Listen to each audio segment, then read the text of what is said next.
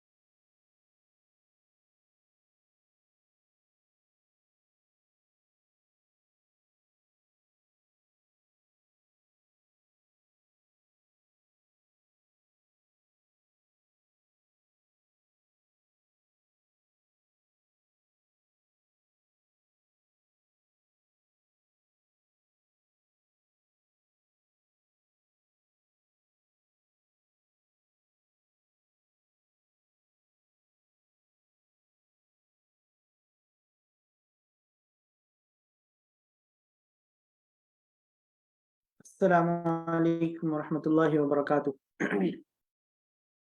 بسم اللہ الرحمن الرحیم، الحمد للہ رب العالمین، والصلاة والسلام علی سید الانبیاء والمرسلین وعلی آلہ وصحبہ اجمعین، اما بعد۔ آج الحمدللہ ماہ رمضان کا تیسرا روزہ تھا، اور اللہ رب العزت کی توفیق سے ہم نے چوتھی تراویح مکمل کی۔ چونکہ قرآن کریم کی ابتدائی سپاروں میں اللہ رب العزت نے بے شمار احکامات بیان فرمائے ہیں، تو اس لیے کل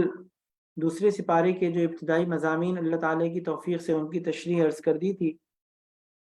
اس کے بعد جو بقیہ حصہ جو دوسرے سپارے کا باقی ہے، انشاءاللہ اس میں جو مضامین اللہ رب العزت نے بیان فرمائے ہیں، اختصار کے ساتھ ان کا مفہوم عرض کرنے کی کوشش کی جائے گی۔ قرآن کریم کی اس صورت کے اندر اللہ رب العزت نے جو مضامین بیان فرمائے ہیں، جن کا تذکرہ ہم نے کل کر لیا تھا، وہ آیات صوم، روزے کی فرضیت سے متعلق جو آیات ہیں ان کا تذکرہ کل ہو گیا تھا۔ اس کے بعد اللہ رب العزت نے تفصیل کے ساتھ قرآن کریم کی اس صورت کے اندر حج کے احکامات بیان فرمائے ہیں، آیات حج نازل فرمائی ہیں، اور حج سے متعلق مشرکین مکہ کے جو توہمات تھے ان کا بھی ازالہ فرمایا، ان کا بھی رد بیان فرمایا، ان کی بھی تردید بیان فرمائی۔ اور حضرت ابراہیم علیہ السلام نے جس طریقے سے حج فرمایا تھا، جس طریقے سے حج ادا فرمایا تھا، اس طریقے کو اپنی اصل کے مطابق، اصل طریقے کے مطابق اللہ رب العزت نے بیان فرمایا، تاکہ مسلمانوں کے لیے حضرت ابراہیم علیہ السلام کی سنت کے اوپر، سنت ابراہیمی کے مطابق، حضرت ابراہیم علیہ السلام کی سنت کے مطابق حج کو ادا کرنا، اس عبادت کو مکمل کرنا اللہ تعالیٰ کی توفیق سے آسان ہو جائے، اور اس کے احکامات بھی مسلمانوں کو پتہ چل جائیں۔ چنانچہ نبی اکرم صلی اللہ علیہ وسلم نے اپنی زندگی میں ہجرت کے بعد،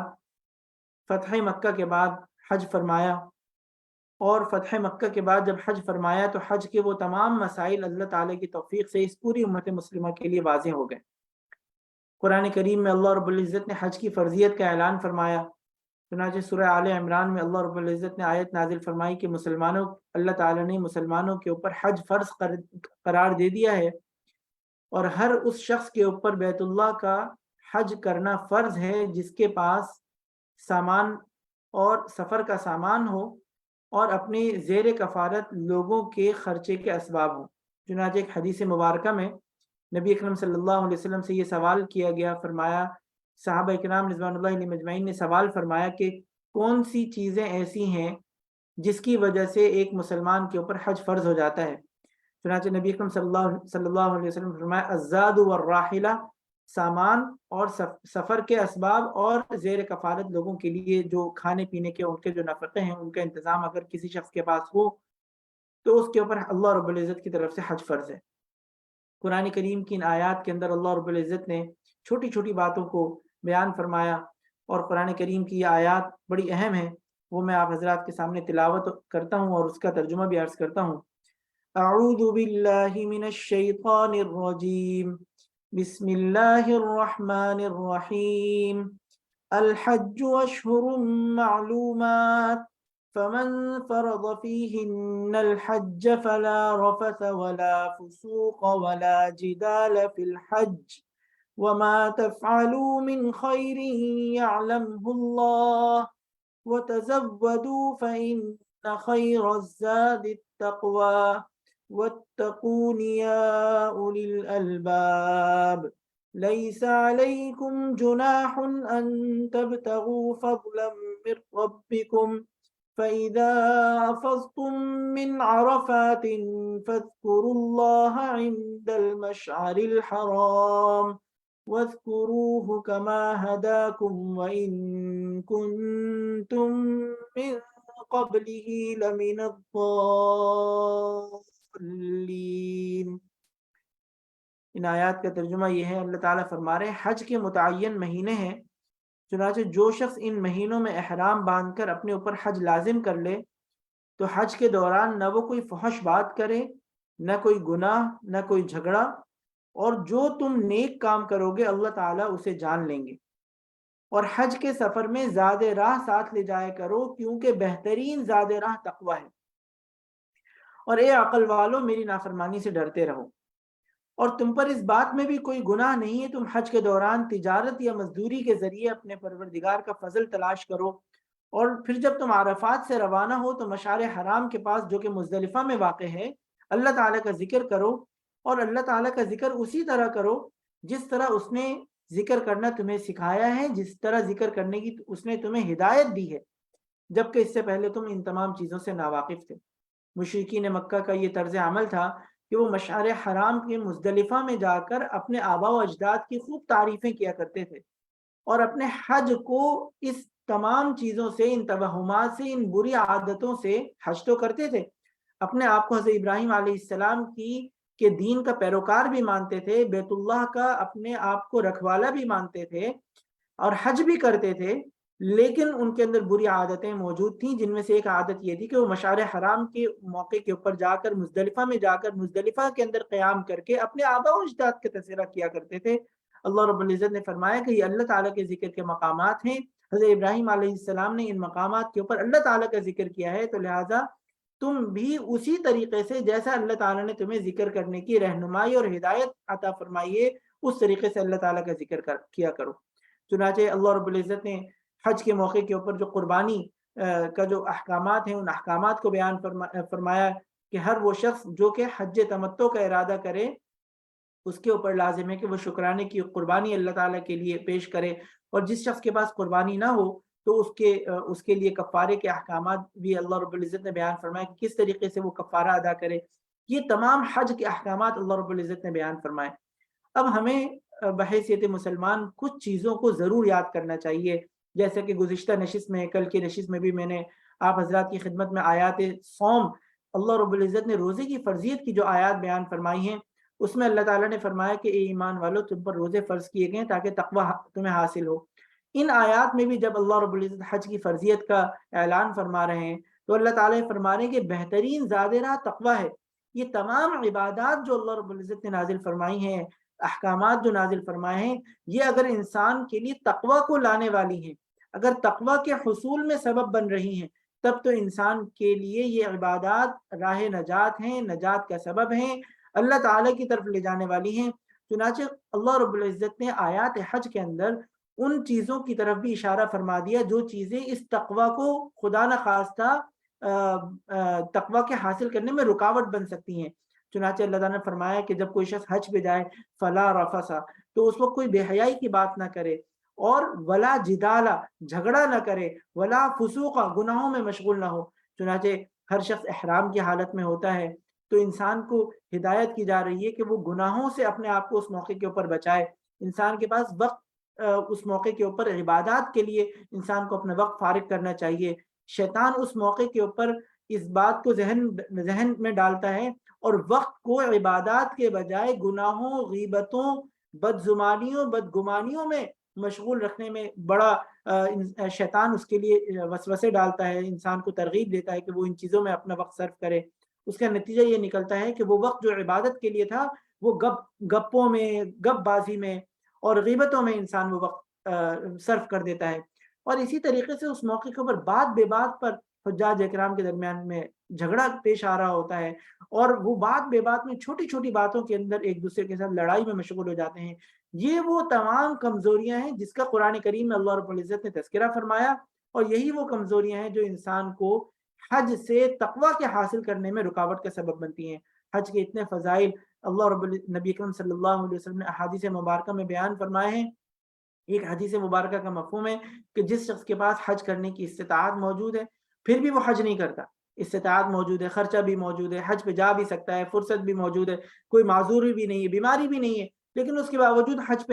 پہ اگر وہ نہیں جاتا تو نبی اکرم صلی اللہ علیہ وسلم فرما رہے ہیں کہ اب اس کی مرضی ہے، وہ چاہے یہودی ہو کے مرے یا نصرانی ہو کے مرے، نعوذ باللہ، اگر اس کے پاس حج کی طاقت ہے اور وہ اس کے باوجود حج کے لیے اپنا عزم نہیں کرتا، ارادہ نہیں کرتا، تو اللہ کے نبی صلی اللہ علیہ وسلم سخت اس سے ناراض ہیں۔ نبی اکرم صلی اللہ علیہ وسلم نے احادیث مبارکہ میں سخت وعید بیان فرمائی ہے۔ تو لہٰذا ہم میں آج کل آپ حضرات کو معلوم ہے کہ گورنمنٹ کی طرف سے حج اسکیم کی درخواستیں جمع ہو رہی ہیں، تو ہم اس بات کا عزم کریں، جن لوگوں کا حج فرض ہو چکا ہے، اسباب بھی میسر ہیں، وہ اس میں کوئی کوتاہی نہ کریں، کوئی کوتاہی نہ کریں۔ یہ حضرت ابراہیم علیہ السلام کی سنت ہے، اور یقین جانیے حج ایک ایسی ٹریننگ ہے، ایک ایسا پریکٹیکل ایکسپیریمنٹ ہے کہ اس کے اندر انسان کی بے شمار انسان کی جو روحانی صلاحیتوں میں اضافہ ہوتا ہے، انسان کی ایمان میں ترقی ہوتی ہے، اور وہ ایمان کی ایسی ترقی ہوتی ہے جو انسان کے لیے نبی اکرم صلی اللہ علیہ وسلم نے حدیث مبارکہ میں فرمایا کہ وہ انسان حج کر کے ایسا لوٹتا ہے، ایسا پاک صاف ہو کے لوٹتا ہے جیسے آج اپنے ماں کے پیٹ سے اس کی ولادت ہوئی ہو، کہ یوم ولدت ہو امہ، کہ جیسے انسان اپنی پیدائش کے دن اس کے نامہ اعمال میں کوئی گناہ نہیں ہوتے، کوئی خطائیں نہیں ہوتی، اسی طریقے سے انسان حج کے سفر سے جب لوٹتا ہے تو یہ اس کی ایسی کیفیت ہوتی ہے۔ تو لہٰذا ہمیں ان تمام احکامات کو یاد کر لینا چاہیے، اور وہ تمام لوگ جو حج کے سفر کا ارادہ کر رہے ہیں وہ قرآن کریم کی ان آیات کا ضرور مطالعہ کریں، تاکہ ان آیات میں جو اللہ رب العزت نے احکامات براہ راست بیان فرما دیے ہیں، اور وہ مشرکین مکہ جن غلطیوں میں مبتلا تھے، خدا نہ خواستہ ہم ناواقفیت کی وجہ سے ہم ان غلطیوں میں، ان کوتاہیوں میں اور ان غلطیوں میں ہم مبتلا نہ ہو جائیں، ان وقت کے ضائع کرنے والوں میں ہم خدا نہ خواستہ ہمارا شمار نہ ہو جائے، جس کی تنبیہ قرآن کریم کی ان آیات میں اللہ رب العزت نے بیان فرمائی ہے۔ چونکہ سورۃ البقرہ مدینہ منورہ میں نازل ہوئی اور بے شمار احکامات اللہ رب العزت نے ان صورتوں میں بیان فرمائے ہیں، تو اس کے بعد اللہ رب العزت نے انہی آیات کے اندر نکاح کے احکامات بھی بیان فرمائے ہیں۔ چنانچہ اس بات کا، چونکہ اس زمانے میں اللہ رب العزت کی طرف سے مشرکین دائرہ اسلام میں داخل ہو رہے تھے، اور کچھ لوگوں کے رشتہ دار شرک پر تھے، کچھ دائرہ اسلام میں داخل ہو گئے تھے، اسی طریقے سے کچھ لوگ خاندان کے کچھ لوگ اہل ایمان تھے، مسلمان ہو گئے تھے، کچھ نصرانی تھے، کچھ یہودی تھے، تو اللہ رب العزت کی طرف سے یہ احکامات بیان فرما دیے گئے کہ مشرکین سے نکاح کی ممانعت بیان فرما دی گئی، اور اسی طریقے سے نبی اکرم صلی اللہ قرآن کریم کی ان آیات میں اس بات کی تو اجازت ہے کہ کوئی مسلمان شخص کتابی عورت سے نکاح کر سکتا ہے، لیکن نبی اکرم صلی اللہ علیہ وسلم کے دیگر ارشادات اور صحابہ کرام رضوان اللہ علیہم اجمعین کی جو تعلیمات ہیں وہ یہ بیان فرماتی ہیں کہ ان کتابی عورتوں سے نکاح کرنے کی اور عیسائی خواتین سے نکاح کرنے کی اجازت کئی شرائط کے ساتھ مشروط ہے، کہ جس میں ایمان کی حفاظت یقینی ہو، اور مقصد یہ ہو کہ ہم اپنے دین کے اوپر استقامت کے ساتھ عمل کر کے ان کے اس دین سے جو کہ جس میں وہ گمراہی کا شکار ہیں، اس سے ان کو چھڑا کر، نجات دلا کر دین اسلام کے اوپر داخل کر لیں گے۔ تو یہ تمام احکامات اللہ رب العزت نے ان آیات کے اندر بیان فرمائے ہیں۔ اسی طریقے سے قرآن کریم کی ان آیات کے اندر اللہ رب العزت نے طلاق کے مسائل کو تفصیل کے ساتھ بیان فرمایا ہے۔ یہ بہت اہم ابواب ہیں، اتنے اہم ابواب ہیں کہ ان سے ناواقفیت ہونے کی وجہ سے بے شمار خاندانوں کے جو مسائل ہیں وہ ایسے انداز میں اختتام پذیر ہوتے ہیں کہ وہ شریعت کے مطابق اختتام پذیر نہیں ہوتے۔ تو لہٰذا ان احکامات کو بھی ہمیں تفصیل کے ساتھ دیکھنا چاہیے کہ ان آیات کے اندر اللہ رب العزت نے تفصیل کے ساتھ طلاق کے احکامات کو بیان فرمایا ہے، اور نبی اکرم صلی اللہ علیہ وسلم نے احادیث مبارکہ میں جس چیز کو پسند فرمایا ہے، یعنی کہ اگر کوئی شخص خدا نخواستہ اپنے ازدواجی زندگی میں ایسے حالات کے اوپر پہنچ جائے کہ اب طلاق ناگزیر ہو، تو جس چیز کو نبی اکرم صلی اللہ علیہ وسلم نے پسند فرمایا ہے کہ وہ شخص پھر اپنی زوجہ کو صرف ایک طلاق دینے پر اکتفا کرے، اور ایک سے زائد طلاق دینے کو نبی اکرم صلی اللہ علیہ وسلم نے پسند نہیں فرمایا۔ اور اس میں بڑی عظیم حکمت یہ ہے کہ اگر دونوں زوجین کو بعد میں شرمندگی ہو، ندامت ہو، اور وہ دوبارہ اگر اپنا رشتہ اور اپنا تعلق جوڑنا چاہیں، تو اللہ رب العزت کی طرف سے ان کے پاس یہ موقع ہوتا ہے کہ وہ دوبارہ اپنے اس رشتے کو جوڑ سکتے ہیں، رجوع کر سکتے ہیں، نکاح دوبارہ ہو سکتا ہے۔ لیکن اگر کسی شخص نے 2 طلاقوں کے بعد تیسری طلاق کے الفاظ بھی اپنی زوجہ کے لیے اپنی زبان سے نکال لیے، تو اب اس کے بعد کسی صورت میں جس کو طلاق مغلظ کہا جاتا ہے، کہ دوبارہ نکاح کی گنجائش نہیں ہے۔ قرآن کریم کی ان آیات میں اس کے احکامات بھی اللہ رب العزت نے بیان فرمائے۔ نبی اکرم صلی اللہ علیہ وسلم حدیث مبارکہ میں فرماتے ہیں کہ وہ چیزیں جو اللہ رب العزت نے حلال قرار دی ہیں، ان میں سب سے زیادہ ناپسندیدہ چیز اللہ رب العزت کو طلاق ہے، کہ وہ چیزیں حلال تو ہیں لیکن وہ حلال چیز ہونے کے باوجود اللہ تعالیٰ کو سخت ناپسند ہے، اور اس کی ناپسندیدگی کی وجہ یہ ہے کہ یہ در حقیقت اللہ رب العزت کو ناراض کرنے والی ہے، ناپسندیدہ ہے۔ اس سے 2 خاندان جدا ہو جاتے ہیں، 2 خاندانوں کے اندر جدائی پیش آ جاتی ہے، لیکن اس کے باوجود قرآن کریم کی ان آیات کے الفاظ کے اوپر غور کیجئے، جس میں اللہ تعالیٰ فرماتے ہیں کہ اگر تمہیں اس بات کا خوف ہو کہ اب اگر تم اللہ تعالیٰ کی مقرر کردہ حدود پر قائم نہیں رہ سکتے، اگر تم اللہ تعالیٰ کی حدود پر قائم نہیں رہ سکتے، تو پھر علیحدگی کے اس راستے کو اختیار کرو، جس کا تمہیں عند اللہ جواب بھی دینا ہوگا، اللہ تعالیٰ کے اس بات کا تمہیں حساب دینا ہوگا کہ تم نے یہ الفاظ اپنی زبان سے اپنی زوجہ کے لیے کیوں ادا کیے۔ تو لہٰذا ان احکامات کو ہمیں غور سے سمجھ لینا چاہیے۔ پھر اس کے بعد اللہ رب العزت نے قرآن کریم کی ان آیات کے اندر اس بات کو بھی تفصیل کے ساتھ بیان فرمایا ہے کہ اگر کسی شخص نے اپنی زبان سے 3 طلاقوں کے الفاظ ادا کر بھی دیے، تو اب وہ عورت اپنے شوہر کے پاس دوبارہ نہیں جا سکتی۔ نبی اکرم صلی اللہ علیہ وسلم نے احادیث مبارکہ میں اس کے احکامات بھی بیان فرما دیے کہ اس کی پھر اب یہی ایک صورت ہے کہ وہ دونوں اپنی اپنی علیحدہ زندگی گزاریں، اور اگر خدا نخواستہ کسی شخص نے اس شرط کے ساتھ اگر نکاح کیا کہ دوبارہ اپنے پہلے شوہر سے نکاح کرنے کی شرط کے ساتھ اگر اس نے دوسری جگہ نکاح کیا، جس کو فقہاء اکرام رحمہ اللہ نے لکھا ہے حلالے کی شرط کے ساتھ اگر کسی نے نکاح کیا، تو ایسا نکاح کرنا مکروہ ہے، تحریمی ہے۔ قرآن کریم کی ان آیات کے اندر اللہ رب العزت نے اس کی اجازت بیان فرمائی ہے، لیکن وہ اجازت انتہائی فطری انداز میں ہو تو اس کی اجازت ہے، اور اس کی اجازت کا مطلب یہ ہے کہ اگر وہ علیحدگی کے بعد کسی دوسرے شخص سے نکاح کرے اور وہ دونوں اپنی زندگی گزاریں، اور دونوں اپنی زندگی گزارنے کے بعد دوبارہ ان دونوں کے درمیان میں ایسی علیحدگی کا واقعہ پیش آ گیا اور فطری طور پر دوبارہ ان دونوں کے درمیان میں علیحدگی ہو گئی، تو وہ دوبارہ وہ عورت اپنے پہلے شوہر کی طرف جا سکتی ہے۔ لیکن خدا نخواستہ اس کو اس انداز میں شرط کر کے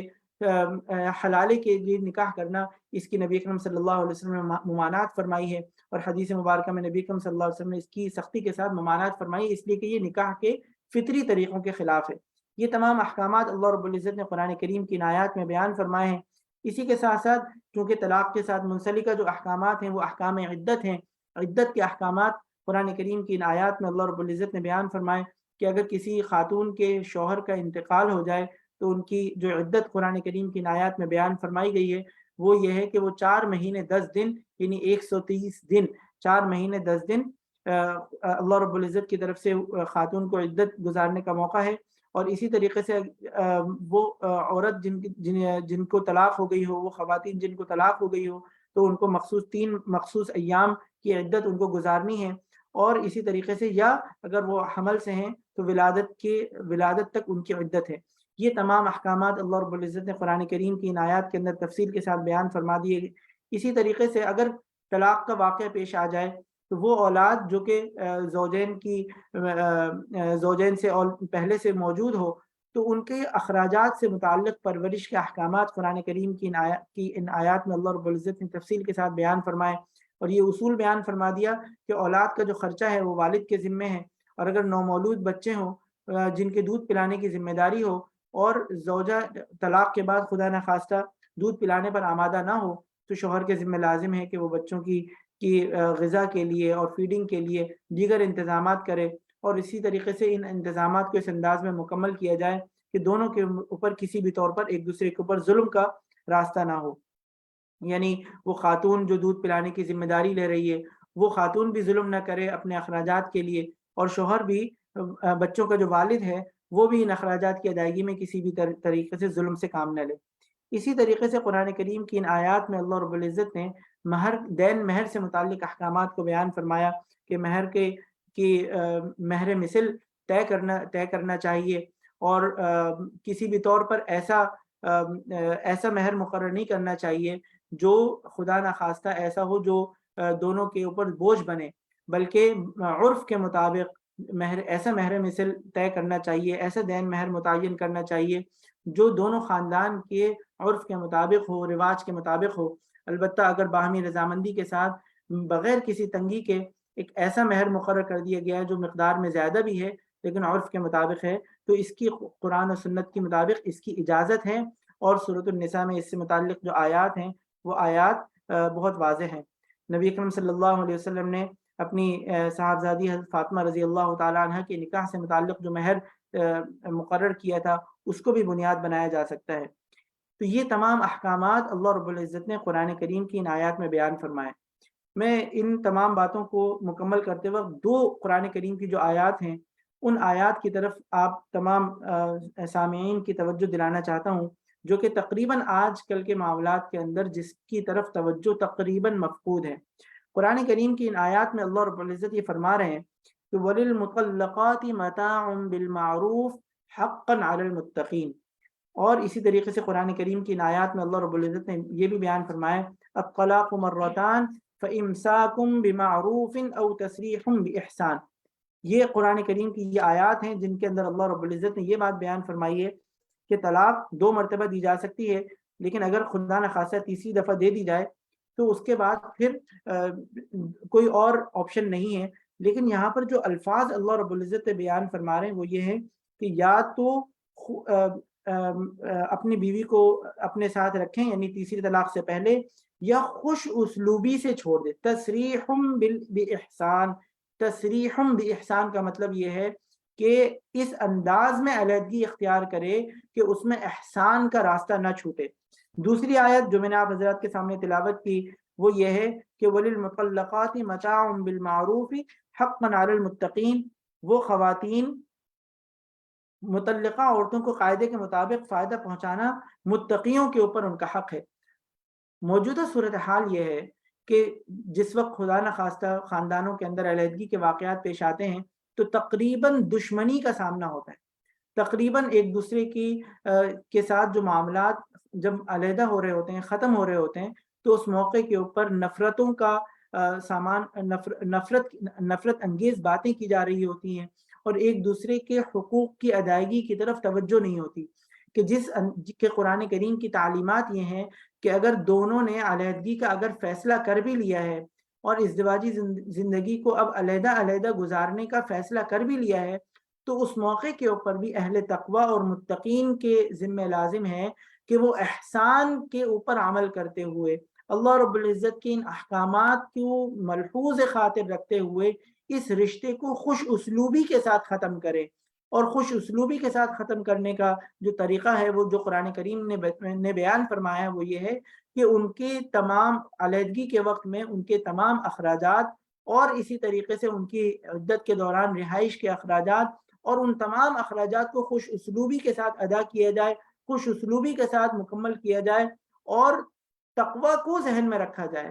تقوی کو اللہ سے ڈر کو ذہن میں رکھا جائے. جب انسان اللہ کے ڈر کو اپنے ذہن میں رکھے گا تو اللہ تعالیٰ کے ڈر کو ذہن میں رکھنے کے بعد جب اس رشتے کو ختم کیا جا رہا ہوگا تو اس موقع کے اوپر وہ تمام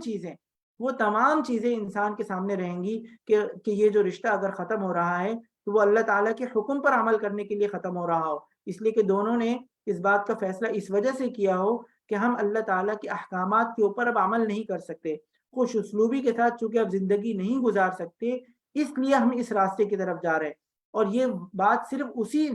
صورت میں اس کو ذہن نشین کرنا، مستحضر رکھنا صرف اس صورت میں ممکن ہے جب اللہ کا خوف دل میں موجود ہو. خدا نخواستہ اگر کسی کے دل میں اللہ کا خوف ختم ہو چکا ہو، تقوی کی طرف توجہ اور استحضار ختم ہو چکا ہو، تو نتیجہ وہی نکلتا ہے کہ انسان کی ذہن کے اندر صرف نفرت انگیز باتیں انسان کے سامنے ہوتی ہیں، مخالفتیں انسان کے سامنے ہوتی ہیں، منافرت انسان کے سامنے ہوتی ہے، ایک دوسرے کو نقصان پہنچانے کا طریقہ انسان کے سامنے ہوتا ہے، اور یہ تمام احکامات انسان کے ذہن سے اوجھل ہو جاتے ہیں۔ تو یہ تمام احکامات اللہ رب العزت نے قرآن کریم کی ان آیات کے اندر بیان فرمائے ہیں۔ یہ وہ احکامات ہیں جو ہماری معاشرتی اور خاندانی زندگی کے لیے بہت اہم ہیں، جن کے مسائل اور جن کے احکامات ہمارے سامنے واضح بھی ہونے چاہیے اور ہمیں معلوم بھی ہونے چاہیے۔ اللہ تعالیٰ سے دعا ہے کہ اللہ تعالیٰ ہمیں قرآن کریم کا مکمل فہم نصیب فرمائے اور اس کے مطابق اپنے عمل کو درست کرنے کی توفیق عطا فرمائے، اور ہمیں خوشگوار ازدواجی زندگی گزارنے کی اللہ تعالیٰ ہمیں توفیق عطا فرمائے۔ اللہ تعالیٰ ہمیں تقوی نصیب فرمائے، اپنی پرہیزگاری نصیب فرمائے، اور ان تمام وہ احکامات جو اللہ تعالیٰ نے ان مواقع کے لیے بیان فرمائے ہیں کہ ان کی نوبت نہ آنے پائے۔ یہ جو احکامات بیان فرمانے کی جو وجہ ہے وہ یہ ہے کہ ان کی نوبت نہ آنے پائے۔ انسان اگر تقوی کو اختیار کرے گا تو ان کی نوبت نہیں آئے گی انشاءاللہ، اور اگر خدا نخواستہ علیحدگی کی نوبت آ بھی جائے تو اس موقع کے اوپر انسان تصریح بالاحسان کا اس حکم اپنے سامنے رکھے، متاع بالمعروف کا حکم اپنے سامنے رکھے کہ ہمیں خوش اسلوبی سے چھوڑنا ہے، اور تقوی کو اپنے سامنے رکھے تاکہ اللہ تعالیٰ کے احکامات کے اوپر عمل کرنا آسان ہو، اور ہم ایک خوشگوار اور ایسے معاشرے کے اندر ہم اپنے جو اسلامی اقدار ہیں، جو نبی اکرم صلی اللہ علیہ وسلم نے جن کی تلقین فرمائی ہے، صحابہ کرام رضوان اللہ علیہم اجمعین نے جن کے اوپر عمل کر کے دکھایا ہے، ان تمام اقدار کو ہم اپنی زندگیوں کے اندر لاگو کر سکیں۔ اللہ تعالیٰ سے دعا ہے کہ اللہ تعالیٰ ہمیں ان تمام باتوں کو سمجھنے کی اور اس کے مطابق عمل کرنے کی توفیق عطا فرمائے۔ وآخر دعوانا ان الحمد للہ رب العالمین۔ السلام علیکم ورحمۃ اللہ وبرکاتہ۔